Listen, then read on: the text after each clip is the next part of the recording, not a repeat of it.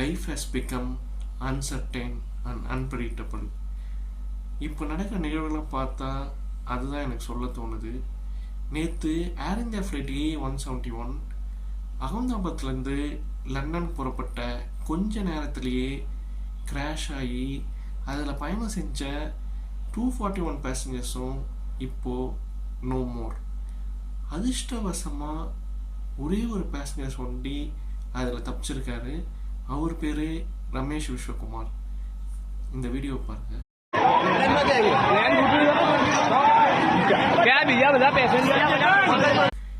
இந்த ட்ராஜடியில் ஒரே ஆறுதல்னு பார்த்தா இவர் உயிர் தப்பியது தான். அதே மாதிரி இன்னொரு பேசஞ்சர் பூமி சௌகான்றவங்க 10 minutes லேட்டாக வந்ததுனால அந்த ஃப்ளைட்டை மிஸ் பண்ணியிருக்காங்க. அவங்களும் அதிர்ஷ்டவசமாக உயிர் தப்பியிருக்காங்க.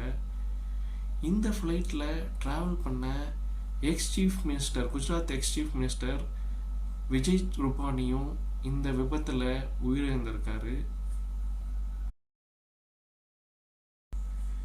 இந்த ஃப்ளைட்டில் நிறைய பேர் பல கனவுகளோட, பல ஆசைகளோட, பல லட்சியத்தோட லண்டனுக்கு பயணம் பண்ணியிருக்காங்க. ஆனால் அவங்களுடைய இலக்கை அடையாமலே இந்த விபத்தில் அவங்க இறந்துட்டாங்க. அவங்களுடைய ஃபேமிலிக்கு எங்கள் பிடிஎஃப்எஸ் மீடியா சார்பாக நாங்கள் ஆழ்ந்த இரங்கலை தெரிவிச்சுக்கிறோம். இந்த ஏர் ஃப்ளைட்டோட ஃப்ளைட் டேட்டா ரெக்கார்டர் இன்றைக்கி கைப்பற்றிருக்காங்க.